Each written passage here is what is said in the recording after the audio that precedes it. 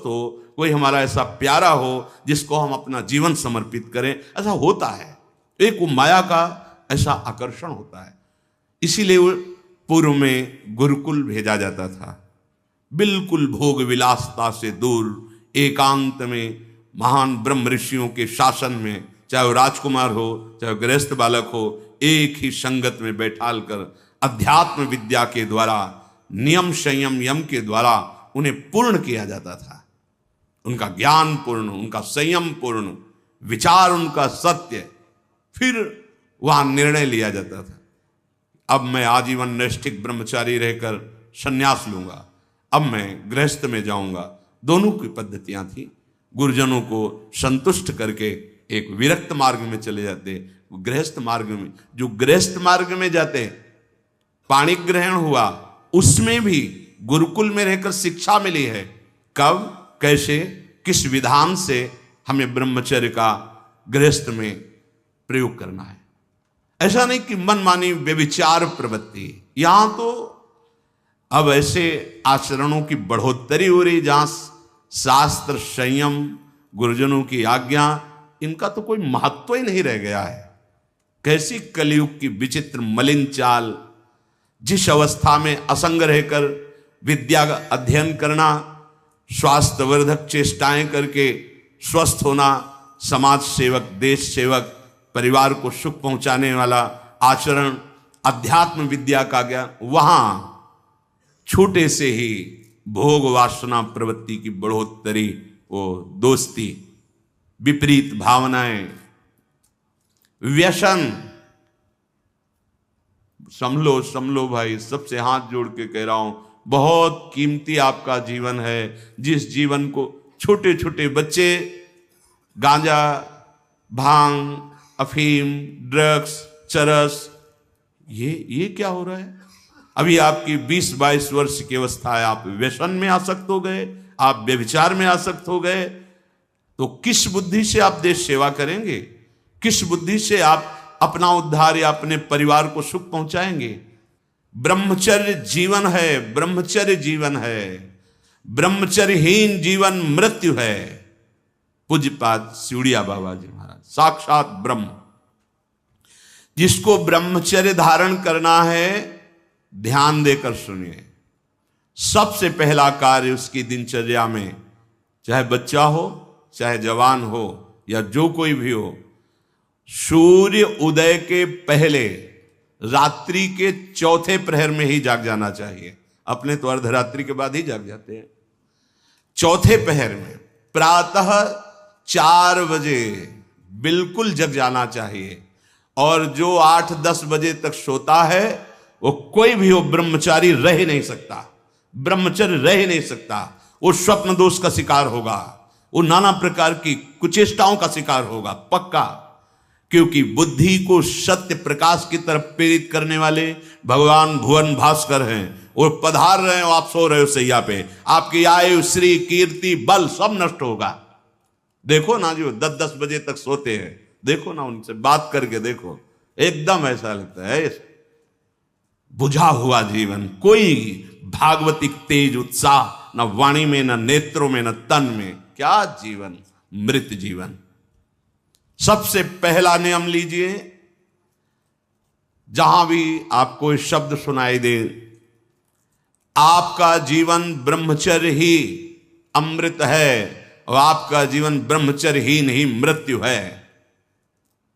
ब्रह्मचर्य रहने के लिए आपको अपनी दिनचर्या सुधारनी होगी।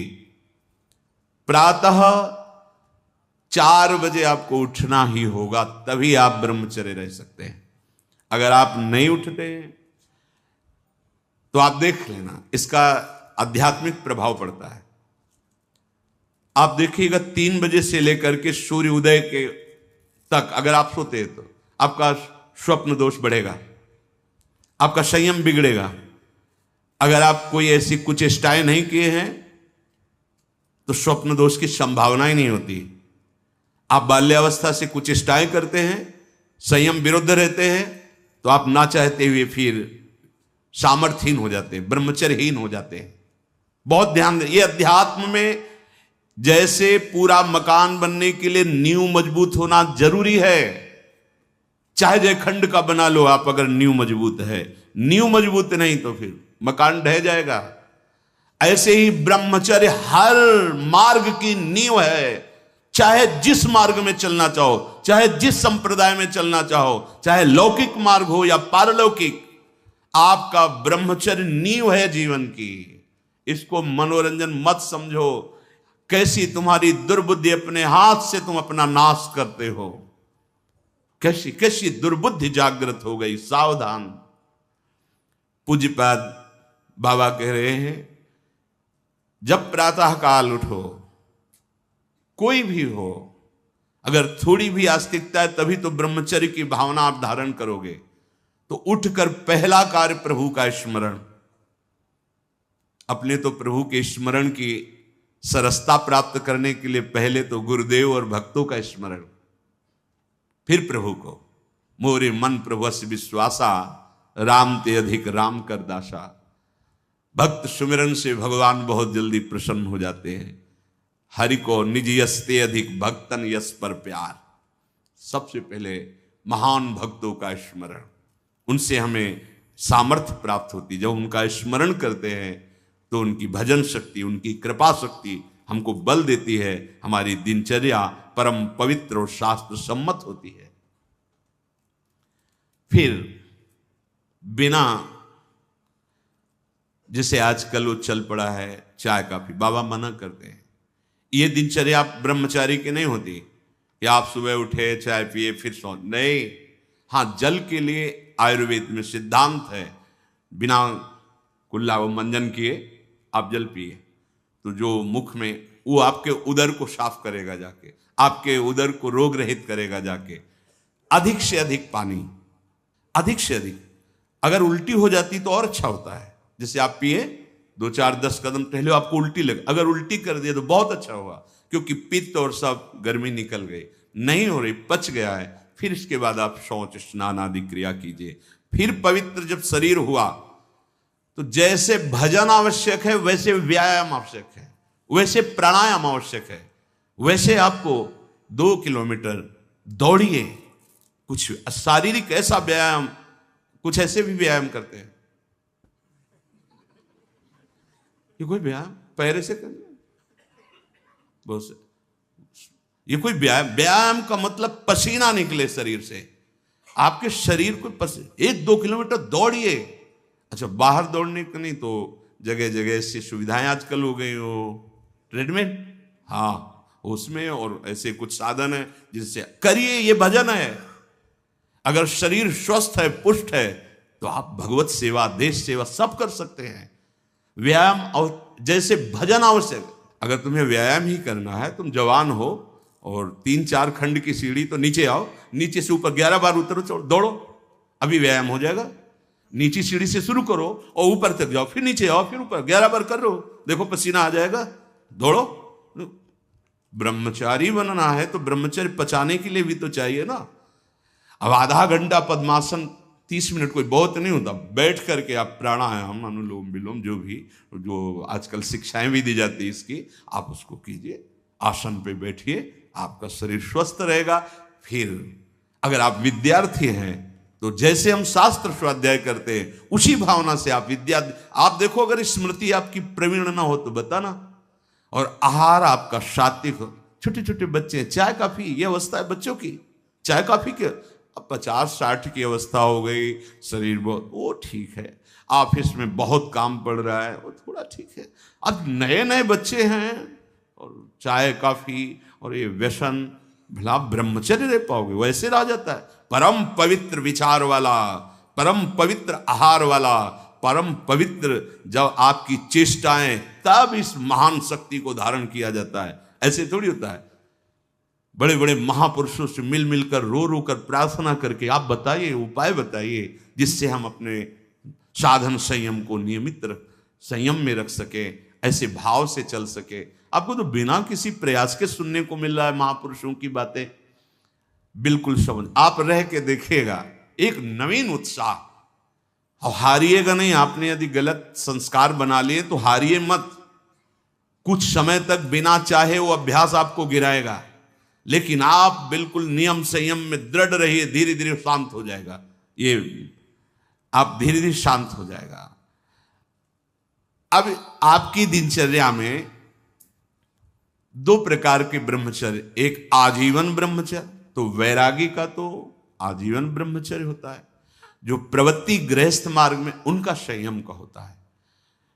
शास्त्र संयम के अनुसार बर्ताव करे तो उसका जीवन बड़ा सुखमय जाएगा। केवल मन के अनुसार चलने पर कि आप गृहस्थ हैं तो आपके लिए छूट नहीं। देखो, परम ब्रह्मचारी भीष्म जी अपहरण करके स्वयंवर में जीत कर जबरदस्ती राजकुमारी, वो एक राजधर्म है, मैं ले जा रहा हूं राजकुमारियों को महाराज विचित्र वीर के लिए हस्तिनापुर के सिंहासन पर आरूढ़ है, जिसकी ताकत हो छोड़ा, वो राजाओं का है।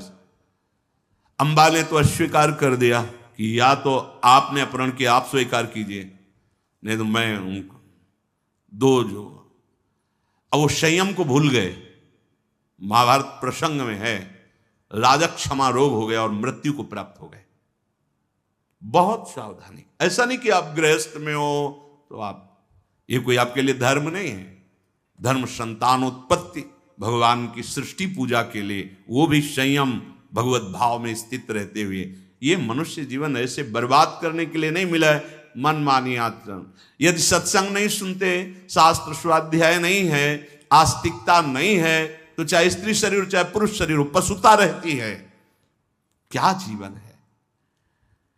आजीवन ब्रह्मचर्य पालन करने की जिसकी इच्छा है, नैष्ठिक ब्रह्मचर्य, उसको किसी भी प्रकार से इन अष्ट मैथुनों का स्पर्श नहीं करना चाहिए, संयोग नहीं होने देना चाहिए। और जो गृहस्थ में भी, तो वो भी सावधान, पाणी ग्रहण जिससे किया है वो भी समय मर्यादा के अनुसार। अष्ट प्रकार के ये मैथुन है। पहला, जब हम कोई गंदी बातें सुनते हैं, गंदी बातें देखते हैं, तब हमारे अंदर गंदी बातों का चिंतन होता है, फिर संकल्प बनता है। पहला, जो हम देखते हैं उस पर सुधार करो, जो हम सुनते हैं उस पर देखो। कोई ऐसी बात तो नहीं सुन रहे जो हमारे अंदर काम जागृत कर दे, कोई ऐसा दृश्य तो नहीं देख रहे जो हमारे अंदर काम जागृत कर दे, कहीं हम ऐसी कोई बातें तो नहीं बोल रहे हैं जो काम उत्तेजना प्रकट कर दे। तीन बातें। पहला, ध्यान दीजिए, इसी से भोग संकल्प बनता है। पहला, भोग संकल्प त्यागी। वो बनता कैसे? प्रधान बात, आपको ऐसा कोई दृश्य नहीं देखना जिससे आपके अंदर कामोत्तेजना जागृत, इसका प्रभाव पड़ता है। अभी आप कोई ऐसी बात करुणा की सुने तो आपको रोना आ जाएगा। आप कोई ऐसा दृश्य देखें तो आपका हृदय पिघल जाएगा। आप वाणी से कोई ऐसी करुणा की बात कर, आपको रोना आ जाएगा। अर्थात आपके देखने, सुनने और बोलने का प्रभाव हृदय पर पड़ता है। यदि आपका देखना, सुनना और बोलना गंदा है, गंदे का भाव आप समझ रहे होंगे, कामोत्तेजना बढ़ाना वाला है, बेकार की बातें केवल ब्रह्मचर्य की होंगी, तुम ब्रह्मचारी रह ही नहीं सकते। आप देखो गंदी बातें, सुनो गंदी बातें, बोलो गंदी बातें, और आप ब्रह्मचारी रह सको, सवाल ही नहीं उठता। जैसे आप गंदी बात देख रहे हैं, सुन रहे हैं, आप कोई चेष्टा नहीं कर रहे, तो भी आप ब्रह्मचारी नहीं रह पाओगे। वर्णन हुआ है शास्त्रों में, एक मनोवाह नाम की नाड़ी है, पूरे शरीर में ऐसा कहीं जैसे पित्त की थैली होती है, ऐसी कोई ब्रह्मचर्य वाली थैली नहीं है। ये यहां में हर नस नाड़ी में वो व्याप्त है सप्तम धातु। मनोवाह नाड़ी, जो ही आपका चिंतन विकारात्मक हुआ, वो नाड़ी घसीटती पूरे शरीर से उस सप्तम धातु को, और वो घसीट लिया। आपने क्रिया की या नहीं की, आपका चिंतन बिगड़ा हो गया, वो किसी न किसी बहाने से लघु शंका में, स्वप्न में, कैसे भी बाहर हो जाएगा, वो नहीं रुकेगा। संकल्प रहित, भोग संकल्प रहित हृदय कब होगा?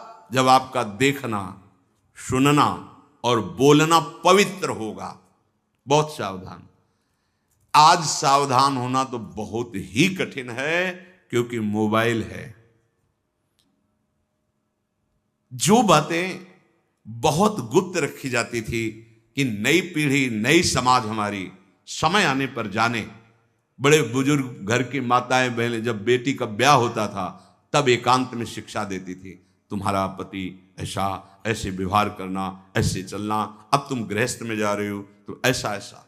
अब छोटे छोटे बच्चे बूढ़ों को समझा सकते हैं, इतना ज्ञान है उनको, क्योंकि हाथ में मोबाइल है। गूगल में सर्च करो, यूट्यूब में सर्च करो, आपको सब शिक्षाएं मिल जाएंगी, जिस मार्ग की, चाहे अध्यात्म मार्ग की या कुमार्ग की, सब भरी हुई हैं। और प्रायः कोई बिरला ही होगा जो मोबाइल रहित हो। जैसे भगवान सर्वत्र विराजमान है, ऐसे माया ने सर्वत्र रचना कर दी मोबाइल की। हर चीज में कुछ गुण हैं, कुछ दोष हैं। अगर मोबाइल रखो तो गुण ग्रहण करो, बहुत आवश्यक है। ठीक है, आप कहीं ऐसी जगह फंस रहे हैं, फोन कर दिए, सहयोग मिल गया, आप पुलिस को फोन कर सकते हैं, घर को फोन कर सकते हैं। जहां चिट्ठी जाती थी महीनों में, वहां मिनट में बात कर लो, बड़ी सुविधा है। लेकिन कुमार्गगामी प्रवृत्ति की सुविधा उसमें मत लीजिए। अगर आप वो बातें देखेंगे, आपके पास मोबाइल है, एकांत हुए और आप 4 साधक बैठकर या 4 नौजवान बैठकर, आप अपने को संभाल नहीं सकते। एक दृश्य देखा आज मिलने की, एक वैश्या किसी के साथ जंगल में ऐसे, उस दृश्य ने नीच आचरणों में फंसा दिया। एक दृश्य देखा, सौभरी ऋषि ने मछली की 50 राजकुमारियों से ब्याह किया जाके मानधाता की। दृश्य ही देखने मात्र से भ्रष्ट हो जाना होता है। फिर आप उसको तो सर्च करके, इच्छा करके देख रहे हैं। हाथ जोड़कर प्रार्थना है, इस आग से बचो। ये आग तुम्हारे सुकृतों का नाश करके, तुम्हारी जीवनी शक्ति का नाश करके तुम्हें ऐसे चिंता, शोक, ऐसे दुख में फंसा देगी, फिर नहीं निकल पाओगे। त्यागात् शांतिरनंतरम, भगवान ने कहा, भोग के बाद शांति नहीं, तृष्णा पैदा होती है। भोग के बाद शांति नहीं मिलती है। कुछ क्षण के लिए वो कामना का भोग किया इसलिए शांत लगता है, फिर उसके बाद जो उसकी तृष्णा पैदा होगी, वो तांडव देख रहे उस तृष्णा का, पशुवत आचरण। हम बातें बड़ी ऊंची ऊंची धर्म की करते हैं, लेकिन नींव नहीं है धर्म की। ये ब्रह्मचर्य पूर्ण जीवन के लिए अमृत पद है। चाहे गृहस्थी में हो, चाहे व्यापारी हो, चाहे किसान हो, चाहे, और विरक्त मार्ग का तो यही मुख्य ऐसा आधार है जिसके ऊपर वो विविध प्रकार की दैवी संपदा का अनुभव करता है। पहला है, जो आप देख रहे हैं, सुन रहे हैं, बोल रहे हैं, वो कामोत्तेजना वाला नहीं होना चाहिए, क्योंकि उससे आपके मन में संकल्प बनेगा। संकल्प भोग का बन गया तो क्रिया हो या ना हो, आप ब्रह्मचर्य नहीं रह पाएंगे। एक बार परमहंस स्वामी श्री ओंकारानंद सरस्वती जी महाराज, साक्षात मूर्तिमान ब्रह्म, नजफगढ़, कानपुर, गंगा के किनारे, बहुत ही ज्ञान संपन्न महापुरुष, तो हिम्मत करके पूछा गुरुजनों से, तो अपनी बात, महाराज जी, पूर्ण ब्रह्मचर्य रहने में कई ऐसे साधकों में परस्पर वार्ता को कहते हैं, स्वप्न दोष हो जाता है, तो हम कैसे अखंड ब्रह्मचारी माने जाएंगे। महाराज ने जो वचन बोले, यदि आप कोई कुचेष्टा नहीं करते और कुछ काल के बाद ऐसा होता है, आपने स्वप्न में भी कोई गंदे दृश्य या गंदी भावना नहीं देखी, स्वाभाविक आप जगे ऐसा, तो बोले जैसे उफान आती है किसी वस्तु में, वो वास्तविक जो ब्रह्मचर्य, जो संतानोत्पत्ति वाला, वो नहीं निकल पाएगा। उसके ऊपरी भाग का, उससे कोई हानि नहीं होती। यदि आपने कुछ चेष्टा पहले से अभ्यास की है और आपका स्वप्न में गलत संकल्प बन गया है, फिर वो वैसा माना जाएगा। इसलिए संकल्प का त्याग करे, कभी कुचेष्टा न करे। स्वाभाविक कभी खान पान बिगड़ गया या कभी स्वाभाविक ऐसे अधिक श्रम, अधिक थक जाने से ऐसा हुआ, तो बोले वो ब्रह्मचर्य खंडन नहीं माना जाता, ऐसा उन्होंने बताया। दूसरा, अब हम सामने तो आंख नहीं मिला रहे काम भाव से, लेकिन हम छुप करके किसी शरीर को देख रहे हैं। किसी शरीर का प्रयोग इसलिए किया कि चाहे जो साधक हो, जिस भावना का साधक हो, काम भाव से किसी भी शरीर को देखना, वो उसके लिए अष्टमैथुनों में आता है और वो ब्रह्मचर्य नहीं धारण कर पाएगा। भावनाएं हैं अलग अलग, काम भावना का अलग अलग आरोप शरीरों में किया गया है। समय परिवर्तन, भगवान का स्वरूप मानकर दूर से, अगर वैराग्य मार्ग के पथि को दूर से स्पर्श करने का अधिकार नहीं, स्पर्श करने का वो ब्रह्मबोध संपन्न महापुरुष जो स्वयं बालवत परमहंस अवस्था को प्राप्त, वो बच्चों के साथ खेलते हैं, जहां कामना की कोई गंध ही नहीं, ब्रह्म स्वरूप है, अपने होश में। किसी बालक को किसी भी तरह से दुलार करना, वो वात्सल्य नहीं होगा आपके अंदर, वो वासना होगी। ध्यान देना, बहुत सावधानी का विषय है ये। हम तो बच्चों के साथ खेलते हैं, नहीं, तुम बच्चों के साथ खेलते नहीं, अपनी वासना को बढ़ावा दे रहे हो। उपासक उपासना का बढ़ावा करता है। दूर से देखो, चरणों में प्रणाम करो, मेरे लाडली लाल इन्हीं बच्चों में खेल रहे, प्रणाम किया निकल गए। ऐसा किसी भी तरह से स्पर्श करने का अधिकार नहीं है। वो महापुरुष जो भगवत प्राप्त है, वो खुद वैसे धूल दूषित उनके साथ खेल रहे, उनकी क्षमता हमारे हृदय में नहीं जागृत है, चूक हो जाएगी। बहुत सावधानी का। एकांत में किसी भी तरह का व्यवहार करना विपरीत शरीर से, काम चेष्टा नहीं कर रहे, पर हंसी मजाक, छूना, खेलना, बातें करना, वो आपको भ्रष्ट कर देगा। सावधान। विपरीत आकर्षण, जहां आपका काम भाव बन सकता है, एकांत में नहीं। व्यवहार करने के लिए जिनको सेवाएं मिली हैं, 2-3 एक साथ, तब व्यवहार कीजिए। अकेले वार्ता करने वाला अपराधी माना जाएगा। क्यों? अकेले वार्ता में माना आप दूषित नहीं, लेकिन दूसरे की दृष्टि भावना दूषित हो सकती है कि ये स्त्री शरीर और ये पुरुष शरीर, कहीं कोई ऐसा तो नहीं, तो आपने गलती नहीं की, लेकिन आपके आचरण ने दूसरे की श्रद्धा बिगाड़ दी। नहीं, आपको ऐसा भी आचरण नहीं करना कि दूसरे की श्रद्धा में भी दोष आवे, क्योंकि आपका आचरण ही दूसरे के ऊपर प्रभाव डालने वाला है। एकांत में कोई भी ऐसी हंसी मजाक, चेष्टा, विनोद, भले भागवतिक हो, लेकिन विपरीत शरीर जिसमें काम भावना होती, नहीं करना चाहिए। समाज में बहुत सावधानी पूर्वक व्यवहार करना चाहिए।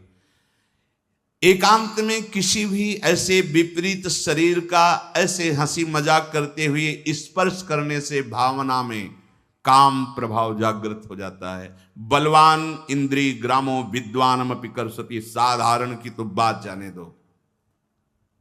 किसी भी जीव को मैथुन करते हुए एकाग्रता पूर्वक देखना, मानो कोई पशु पक्षी आदि ऐसे मैथुन धर्म से अचानक दृष्टि गई, राधा राधा राधा, अगर आपने एकाग्रता पूर्वक देखा तो ये दृश्य आपको भ्रष्ट कर देगा। फिर मोबाइल में देखने वाली तो बात ही जाने दो। अचानक दृष्टि गई किसी पशु पक्षी आदि में, राधा राधा, अपनी दृष्टि नीचे की चल दिए। अगर उसका चिंतन बना, उसको एकाग्रता पूर्वक देखे, तो कुछ क्रिया नहीं होगी। मनोवाह नाड़ी इतनी सामर्थ्यशाली, जहां चिंतन हुआ काम का, वो पूरे शरीर से सप्तम धातु को, ब्रह्मचर्य आपका क्षीण हो जाएगा। बहुत सावधानी की जरूरत। वीर्य, प्राण, मन, इन तीनों का परस्पर घनिष्ठ संबंध है। एक भी स्थिर हो जाए तो तीनों स्थिर हो जाएंगे। ब्रह्मचर्य ठीक, मन एकाग्र और प्राण सूक्ष्म। सूक्ष्म प्राणों के द्वारा ही परम योग को प्राप्त किया जाता है। स्थूल प्राण, बहुत खाना, बहुत चर्बी बढ़ाना, ये साधन हो पाएगा? शाम ऐसे आटा लगा दिया जाए, उड़े ना। श्वास प्रश्वास चल रही, उस आटे पर धक्का भी नहीं लगना चाहिए, तब समझना चाहिए कि प्राणवायु सूक्ष्म हो रही। इन बातों का कोई ध्यान ही नहीं हो रहा, बस मनमानी आचरण। बहुत इतना खा लिया और उसी को पचाने में पूरी शक्ति लग गई। भजन और एकाग्रता और इंद्रिय संयम तो बात जाने दो, इतना पा लिया। वीर, प्राण, मन, तीनों का परस्पर घनिष्ठ संबंध है और उपासना में तीनों का बहुत बड़ा योगदान है। प्राण सूक्ष्म। देखो, नाम जब आप श्वास लेते हैं आराम से और नाम चल रहा है कशा में, फिर श्वास आराम से, नाम चल रहा है। अब स्थूल प्राण है, बैठे हो, सुनाई दे रही आवाज प्राणवायु, सांप की सी फुसकार निकल रही, आप साधक हैं, आप उपासक। इतने स्थूल प्राण, तो आप मंत्र कहां चला पा रहे हैं? इसका मतलब मंत्र नहीं चल रहा। आराम से शांत श्वास। प्राण जिसका ब्रह्मचर्य ठीक है, बिना प्राणायाम के भी वो सूक्ष्म हो जाएगा। जिसका प्राण सूक्ष्म है, ब्रह्मचर्य ठीक है, मन को एकाग्र करने के लिए ज्यादा श्रम नहीं करना पड़ता। ये तीनों एक तार जुड़े हुए हैं। ब्रह्मचर्य ठीक नहीं, मन भयानक चंचल बदमाश होता चला जाएगा, गंदी से गंदी बात पेश करेगा आपके सामने, गंदे से गंदे आचरण करेगा, भूल जाएगा कि हम मनुष्य हैं, पशुवत आचरण में उतार देगा। ब्रह्मचर्य, प्राण, मन, तीनों का परस्पर बहुत घनिष्ठ संबंध है। एक स्थिर कर लो, ब्रह्मचर्य, बहुत गंभीरता स्वभाव में आ जाएगी। ब्रह्मचारी का स्वभाव गंभीर होता है, विचार परिपक्व होता है, स्मृति प्रवीण होती है उसकी, और हर कष्ट सहने की सामर्थ्य होती है। गर्मी, सर्दी, बरसात, पीड़ा, अपमान, निंदा, वो महान शीतलता अंदर प्रदान करता है। मस्ती एक रहती है, और कहीं निरंतर भजन और ब्रह्मचर्य, फिर क्या दुर्लभ रह गया संसार में उसके लिए। इसलिए हमारे शास्त्रों ने, ब्रह्म ऋषियों ने ब्रह्मचर्य पर बहुत जोर दिया है। ब्रह्मचर्य रहने वाले उपासक को इन बातों का ध्यान देना चाहिए। यदि कब्ज पेट में रहेगी तो बिना क्रिया के भी ब्रह्मचर्यहीन होने लगोगे। गर्मी बर्दाश्त नहीं ज्यादा, ये जितने नए पदार्थ पाने वाली लोलुपता है, ये सब ब्रह्मचर्य नाश करने वाली। ये जो आप जिसे पिज्जा कहते हैं, इसमें जो ऊपर लेप लगाए जाते हैं, जो बनता है वो गरिष्ठ है, बहुत गरिष्ठ है, पाचन तंत्रों पर भारी प्रभाव बनाकर एक कब्ज बनाने वाली चीजें। आपको ये 32 दांत दिए गए, खूब अच्छे से चबा चबा के लुगदी में थोड़ा खाओ, बहुत देर चबा कर स्वाद लेकर के अंदर जब किया तो जो मुख में पाचन, यहाँ वो जो थूक आदि निकलते हैं, उससे ऐसे रस होते हैं जो उसको पाचन करते हैं। बहुत संभाल, ये भोजन का बहुत योगदान है। अगर कब्ज हो रही है तो ये अनुभव में लाई हुई वस्तु है, ये ईशबगोल की भूसी और छोटी हर।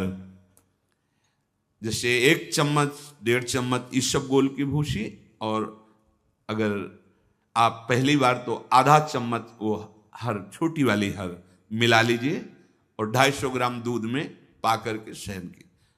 वो ऐसा नहीं करेगी कि आपका एकदम पेट साफ कर देगी।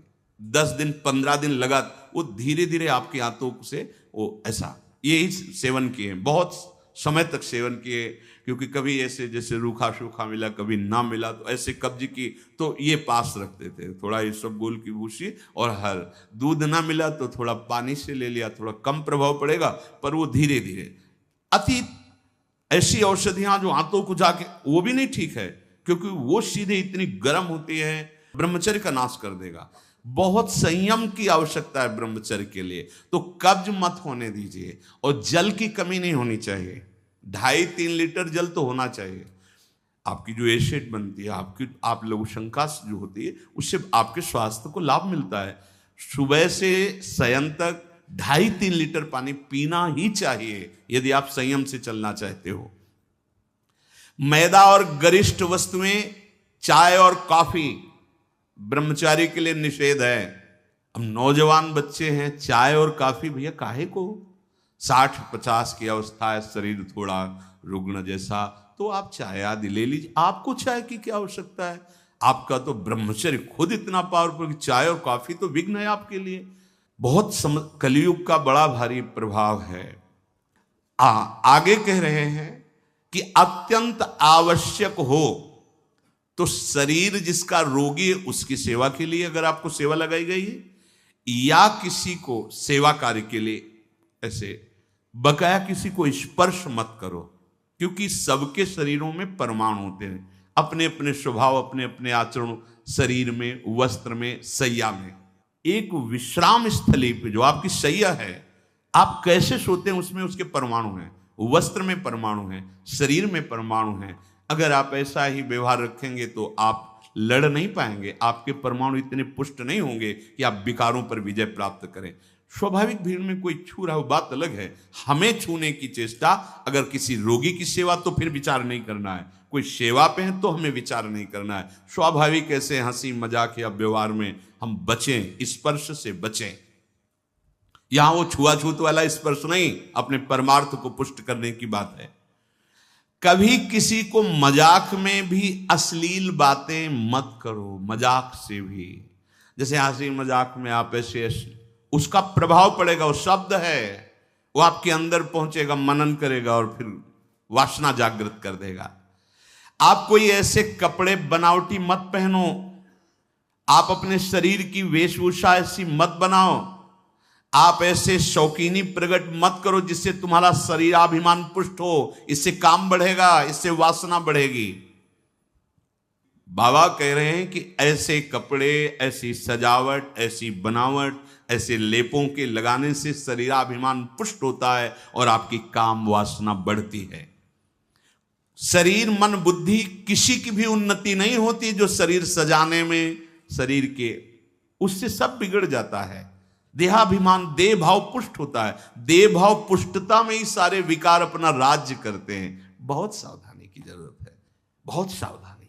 बड़ा पवित्र वेश रखो, पवित्र वस्त्र पहनो, हाँ सावधानी पूर्वक चलो। इससे कोई वीआईपी पना प्रकट नहीं होता, इससे आपकी मन की, आपकी बुद्धि की, आपकी चित्त की दशा गलत मार्ग में चली जाएगी। क्योंकि शरीर भाव आप पुष्ट कर रहे हैं, शरीर को दिखाना, शरीर का सजा। हम ये नहीं कहते कि आप बाबा जी बन जाओ, आप सब पूरे मुख में रज लगाओ, ये तो हम लोगों के लिए। पर आप उचित, ऐसी सभ्य पोशाक हमारे देश की रही है, बड़ी मर्यादापूर्ण रही है, आप उस पर ध्यान दीजिएगा। क्योंकि आप ऐसे जैसे शरीर सजाना से, इससे आपको दुख मिलेगा, आपका मन वासना में हो जाएगा, आपकी भावनाएं दूषित हो जाएंगी। संत समागम तो शरीर राग नष्ट करने के लिए, परमानंद। आप भजन करो, देखो आपको ऐसा सौंदर्य प्राप्त होगा, अंदर आपका ऐसा सुंदर रूप होगा। देखो ना, आचार्य चरण कहते हैं, लक्ष्मी कोटि विलक्ष लक्षण लसल लीला किशोरी सतई राधाध्यम ब्रज मंडले मधुरम राधाभिधानम। जो हमारी स्वामिनी जी के दासी भाव को प्राप्त होता है, उसको इतना सुंदर रूप मिलता है कि करोड़ों लक्ष्मी आश्चर्यचकित हो जाएं। ऐसा राधा दासी का स्वरूप होता है। इधर आओ, इतना सुंदर रूप प्रिया प्रीतम का, इतना सुंदर रूप आपका, और ऐसे महासुख में निमग्न होना।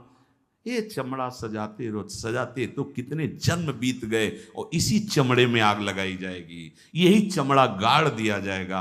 प्यारे, कुछ समय के लिए मिला है, इसी से तो राग मिटाने का अवसर है। आप इसको सजा के और वासनाओं के खेल में उतर रहे हो, कितनी बड़ी हानि कर रहे हो। अभी आप समझ नहीं रहे, इसलिए आपको बुरा लग सकता है कि हमारे पहनावे पे बोल रहे हैं, हमारे ऐसे। नहीं, आप अच्छे से अच्छे कीमती वस्त्र पहनिए, पर उसकी सादगी होनी चाहिए। आप अच्छा पाइए, आप अपने उचित शरीर का श्रृंगार कीजिए। सुंदर मनुष्य शरीर मिला है। देखो, जो पशु श्रृंगार करने योग्य नहीं, वो तुमसे भी सुंदर होते हैं। कैसी रंग बिरंगी है उनके सब बाल, और देखो सब एकदम सुंदर। भगवान रचा, उन्होंने रचना की है, तो आपके तो हाथ हैं, आप अपना, पर उतना जिससे आपका हृदय मलिन होकर वासनाओं के प्रवाह में न बह जाए, या हमारे को देखकर किसी के हृदय में ऐसा गंदा भाव ना आ जाए। दोनों, अपने को बचाओ और दूसरों को भी। जो तुम्हारे मन में काम भाव पैदा कर दे, ऐसे पदार्थ मत पाओ। अनुभव करो, भोजन पाते हो, पाने के बाद भजन में मन लग रहा है या वासना में जा रहा है? वासना में जा रहा तो क्यों जा रहा है? क्या आज नया पदार्थ पाया, और उस पदार्थों को जीवन भर के लिए छोड़ दो। अनुभव करो। जब कभी किसी साधु को पवाना हो तो नाम कीर्तन करना, कोशिश करना कि आपका चिंतन भी भागवतिक हो, क्योंकि उसका प्रभाव पड़ता है। आप जो बनाते हैं उसका प्रभाव पड़ता है, एकदम शीशे की तरह अंतःकरण हो जाता है, एक एक बात दिखाई देती है। तो जिन पदार्थों के पाने से, जैसे प्याज लहसुन मना किया जाता है, ये वैसा निषिद्ध नहीं कि जैसे मांस आदि, ऐसा ये तमोगुण पैदा करके वासना प्रवृत्ति को बढ़ाता है। इसलिए मना किया गया कि अगर आपको दीक्षा लेनी है, आपको भजन मार्ग में चलना है, तो रोकना पड़ेगा। ये निद्रा, आलस्य, प्रमाद, तामस, क्रोध, वासना, इसको प्रकट करने वाला है। इसीलिए संतों ने इसको निषेध कर दिया।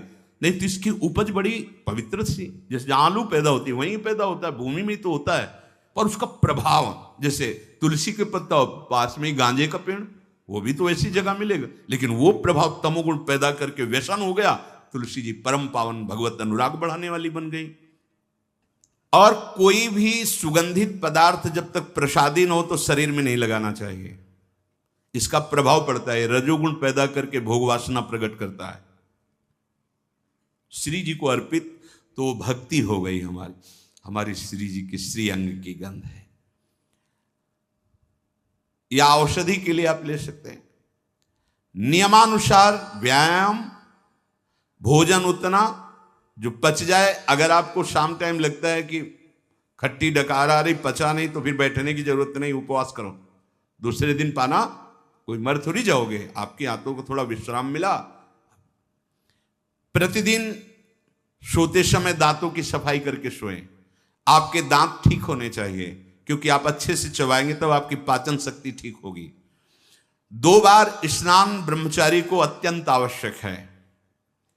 और यहां पेट में ठंडा ठंडा जल ऐसे, यहां तो कई बार जल डालिए। जैसे ऊपर स्नान किया, फिर आधे यहां नाभि से लेकर 10 कमंडल कम से कम ऐसे आराम आराम से, आपके ब्रह्मचर्य की बहुत पुष्टता होगी और आपकी गर्मी शांत होगी। रात्रि के समय सोते समय विचार कीजिए, आज हमसे कौन सा विचार, कौन सी चेष्टा ऐसी गलत हुई जो नहीं होनी चाहिए, और उसको नियम लेकर दूसरे दिन से ना होने पावे। आप खुद विचार कीजिए। मांस और शराब और कोई भी नशा, ये तो कहीं प्रवेश ही नहीं है। पर धोखे से भी कभी बिल्कुल नहीं। ब्रह्मचर्य रहना है, भगवत प्राप्ति करना है, तो आप वृत्ति भगवदाकार है। अब वो खेल खेले, उनकी बात अलग है। महापुरुषों की वो तो 10 तोला जहर भी खा के पचा जाते, ऐसे संत हुए। एक संत थे, पूज्य बाबा के चरित्र में पढ़ा, कूटस्थम उनका नाम था, कूटस्थ महात्मा। उन्होंने आजीवन नियम लिया था कि ऐसे खप्पर कर दिया, जो डाल दिया वो खा जाएंगे, क्या है उससे कोई मतलब नहीं। तो कुछ उद्दंड लोग जब उस नगर में गए और ये बात सुना, तो उन्होंने विषैला सांप पकड़वाया और उसको उबाल करके हाथ में आया, ऐसे देखा और मुस्कुराए, खा गए। जो महापुरुष है, उनकी क्षमता, उनकी स्थिति वो अपने में नहीं है। उसमें लिखा था पागल। एक दिन जंगल में किसी पेड़ के नीचे बैठे थे, किसी गांव में चोरी हुई थी, लोग उन चोरों का पीछा किए रहे थे, वो आराम से बैठे इनके पास आए, बोले तुम भी इन चोरों में शामिल थे? उनका तुम्हें जो दिखाई दे रहा है तुम देखो, तुम्हें क्या दिखाई दे रहा है? बोले बहुत गुस्सा, अंधेरा था, बहुत गुस्सा है तेरे अंदर, और डंडा चलाए। जब एक ने कहा देखो तो कौन है, तो फिर वो तुम महात्मा हो? बोले तो तुम निर्णय करो कि कौन है। अरे बोले गलती हो, कोई बात नहीं, जाओ। कुछ नहीं, पीट रहा है तो कुछ नहीं, उसमें जहरीला सांप दे दिया तो कुछ नहीं। अब वो एक हिमालय की तरफ जा रहे थे, तो उस समय सिंह दहाड़ा, तो ऐसे छड़ी लिए थे, ऐसे खड़े हो गए। बोले सुनो, अगर तुम्हारा आहार निश्चित हो गया है शरीर, तो तुम्हें हल्ला मचाने की जरूरत, इसे खा लो, और नहीं हुआ तो चले जाओ। वो चल दिए। भले स्थिति है तो हमको अपने कोई भी व्यसन साधना में, देखो सबसे पहली गलती तो ये होगी कि वो व्यसन हमें अपना चिंतन कराएगा। समय पर हमें कोई व्यसन नहीं करना। और ध्यान से सुनिए, ब्रह्मचर्य पालन के लिए इमली और खट्टे पदार्थ बिल्कुल जहर है ब्रह्मचारी के लिए। ब्रह्मचर्य पालन के लिए लाल मिर्च, प्याज, लहसुन, गरम मसाला, जो सब्जी है, ये बढ़िया। दोपहर में भोजन के पश्चात 15 से 30 मिनट तक विश्राम। सोना नहीं है, करवट थोड़ा इधर मध्य में, बाएं ले उठ के बैठ गए। दिन में नहीं सोना है। जो रात्रि में सेवा करते हैं उनके लिए छूट है, अब रात्रि में बंगला बना रहे हैं श्री जी का, या जो सेवा परायण है, जिनका सीधा अखंड नाम कीर्तन हो रहा, अब रात्रि में ही कीर्तन है, दिन में सोना नहीं, रात्रि में कीर्तन करना है तो चल कैसे पाएंगे, वो दिन में सो लें। सायंकाल के समय भोजन निषेध है, संध्या का समय हो रहा हो, भोजन निषेध है, शास्त्र स्वाध्याय निषेध है, उस समय कीर्तन, नाम जप आदि। और रात्रि में भोजन पाने के 30 मिनट भ्रमण करें, भोजन पाने के बाद घूमिए, फिर शयन कीजिए। अगर ब्रह्मचर्य रहना है, नहीं सब खा पी के और दूध पी के फिर सो गए, फिर नहीं ठीक रहेगा। दिन में उपासक को कभी नहीं सोना चाहिए, ये छूट उसके लिए जो रात्रि में सेवा परायण है, जगते हैं। यदि रात में आपको जगना पड़े तो अपनी नींद पूरी करने के लिए उससे कम समय में काम चला लीजिए। अधिकतर दाईं करवट से सोना ब्रह्मचर्य के लिए लाभदायक रहेगा। सोते समय भगवत चिंतन अत्यंत आवश्यक है। यदि आप सोते समय छूट दे दी तो गलत चिंतन उस समय जरूर होगा, और गलत चिंतन हुआ अगर सो भी गए तो धोखा हो जाएगा, और अगर जगते रहे तो धोखा हो जाएगा। सोने के समय ऐसे सावधान रहो जैसे मरने वाला सावधान रहता है कि अब तो मृत्यु आ रही है, राधा राधा, ऐसे सावधान। जब एकांत कर्म में तो बिल्कुल सावधान। उस समय क्या करते हैं हम लोग, असावधान हो जाते हैं, छूट दे देते हैं। अगर मोबाइल है तो मोबाइल में लग गए, नहीं तो चिंतन मनन वो कहीं ना कहीं भटकाव में आ जाएगा, भटकाव में आ जाएगा, आपसे धोखा हो जाएगा। बहुत सावधान, ये बात मान लीजिए। आपका एकांत परम पवित्र और सावधानी पूर्वक होना चाहिए जब तक नींद ना आए। अपने लोगों ने तो यह अभ्यास किया गुरुजनों की आज्ञा से कि जैसे अब दिनचर्या पूर्ण हुई, अब शयन करने जा रहे हैं तो माला लेके बैठ गए। जब तक ऐसे नहीं हुआ तब तक माला नहीं हटानी है। बैठे, जब लगा कि अब बस सो ही जाएंगे, कभी कभी माला छाती में रखे ही सो गए, फिर जगह फिर शुरू हो गया। भजन नहीं, अगर भजन उस समय एकांत में नहीं करते तो बकवास है, ब्रह्मचारी नहीं बन सकते। बहुत चंचल मन है, किसी न किसी बहाने से आपको धर्म भ्रष्ट करेगा, ब्रह्मचर्य भ्रष्ट करेगा। बहुत सावधान। उपन्यास, अश्लील पुस्तकें, अब बाबा के समय तो मोबाइल नहीं चला था ना, नहीं तो वो भी लिख देते, ये कभी ना पढ़ें, ऐसी कोई बातें ना पढ़ें, ऐसे कोई दृश्य ना देखें।